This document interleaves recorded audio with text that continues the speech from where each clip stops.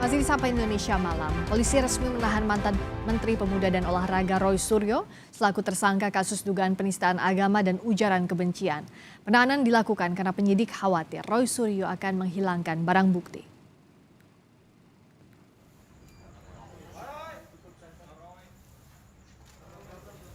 Kasus dugaan penistaan agama dan ujaran kebencian dengan tersangka mantan Menpora Roy Suryo memasuki babak baru. Kemarin malam Polda Metro Jaya menahan Roy Suryo. Roy masih menggunakan penyangga leher saat dimasukkan ke rutan Polda Metro Jaya. Polisi menyebut dari pemeriksaan kondisi kesehatan, Roy Suryo dinyatakan sehat baik jasmani maupun rohani. Penahanan dilakukan karena ada kekhawatiran penyidik Roy Suryo akan menghilangkan barang bukti. Hasil pemeriksaan dari tim Dokes Polda Metro Jaya disimpulkan bahwa yang bersangkutan sehat, jasmani maupun rohani, sehingga dilakukan pemeriksaan tambahan terhadap tersangka. Penyidik memutuskan mulai malam hari ini terhadap saudara Roy Suryo Noto Diprojo, laki-laki usia 52 tahun, sebagai tersangka dalam kasus ujaran kebencian ini. Mulai malam ini dilakukan penahanan. Hal ini dilakukan karena ada kekhawatiran dari penyidik yang bersangkutan akan menghilangkan barang bukti dan sebagainya, sebagaimana tertuang dalam pasal 21 ayat 1 KUHP. Kuasa hukum pelapor mengapresiasi langkah polisi yang menahan Roy Suryo. Terkait penahanan yang telah dilakukan terhadap tersangka RS pada malam hari ini, saya selaku kuasa hukum pelapor dan juga sebagai umat Buddha mengapresiasi setinggi-tingginya atas langkah yang telah diambil oleh penyidik Krimsus Polda Metro Jaya dalam hal ini Cyber Polda Metro Jaya.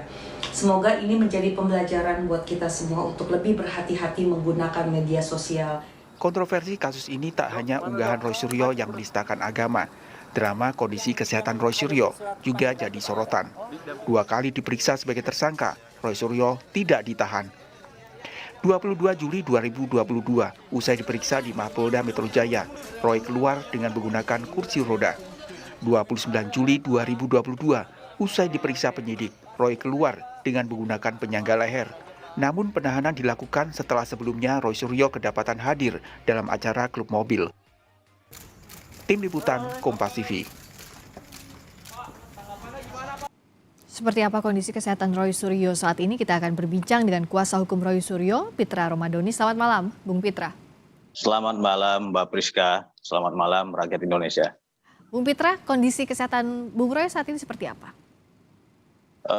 Kondisi kesehatan beliau kita ketahui bahwasannya Pak Roy Suryo itu memiliki riwayat diabetes ya sejak mulai tahun 1994 dan ada hal-hal lainnya lagi yang tidak saya sebutkan karena ini menyangkut tentang kepribadian klien kami seperti itu. Tapi saat menjalani penyidikan kemarin dalam kondisi yang sehat ya, karena polisi akhirnya memutuskan memeriksa Pak Roy Suryo sejak siang sampai malam.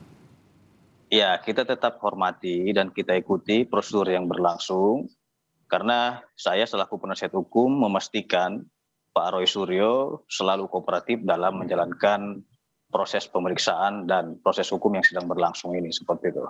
Bicara soal penahanan Pak Roy Suryo, kemarin polisi menahan Pak Roy sebagai tersangka kasus penistaan agama dan penahanan ini dilakukan karena polisi khawatir Pak Roy Suryo ini menghilangkan barang bukti. Mas Pitra, kita dengarkan dulu pernyataan Kabid Humas Polda Metro Jaya berikut ini. Penyidik memutuskan mulai malam hari ini terhadap saudara Roy Suryo Noto Diprojo, laki-laki usia 52 tahun, sebagai tersangka dalam kasus ujaran kebencian ini. Mulai malam ini dilakukan penahanan. Hal ini dilakukan karena ada kekhawatiran dari penyidik yang bersangkutan akan menghilangkan barang bukti dan sebagainya, sebagaimana tertuang dalam pasal 21 ayat 1 KUHP. Tanggapan Anda soal alasan penyidik ini untuk Ya. menahan klien Anda? Yang pertama, kami menghormati keputusan yang dilakukan oleh penyidik Polda Metro Jaya, dalam hari ini unit cyber Polda Metro Jaya. Kami yakin penyidik punya pertimbangan lain terkait dengan kasus tersebut. Akan tetapi di dalam proses hukum ini, penasihat hukum akan selalu mengawasi dan mengawal agar hal-hal tersebut sesuai dengan koridor hukum yang berlaku.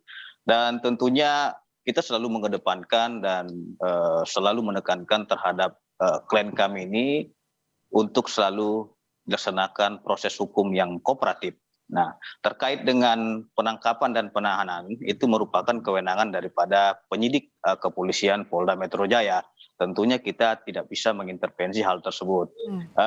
Dengan pertimbangan-pertimbangan itu tentunya di sini juga kita akan memberikan beberapa komentar terkait dengan hal tersebut, di mana bahwasannya di satu sisi Pak Roy Suryo adalah selaku pelapor juga terkait dengan foto meme stupa yang diunggah ataupun diedit oleh salah satu akun dan 3 akun yang menyebarkan hal tersebut. Nah, pada tanggal 16 Juni 2022 kita ketahui bahwasannya saya selaku kuasa hukum dari Pak Roy Suryo telah membuat laporan polisi mewakili klien saya, Pak Roy Suryo, di Polda Metro Jaya, dan laporan polisi tersebut telah diterima.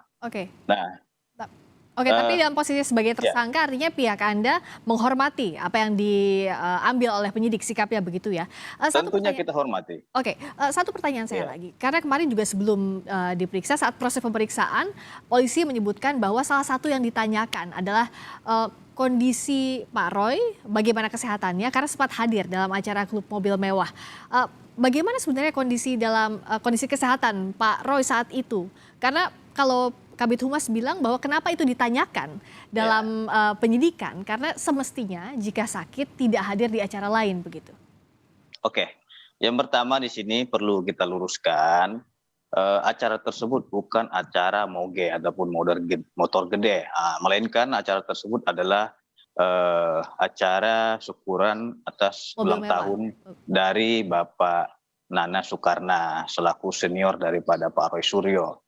Nah, terkait dengan acara tersebut memang teman-teman Pak Roy Suryo juga melihat ruang gerak daripada Roy Suryo itu terbatas. Dan di acara tersebut juga Pak Roy hanya datang sekitar 5-10 menit, habis itu pulang. Dan ia didampingi oleh sopir maupun asistennya.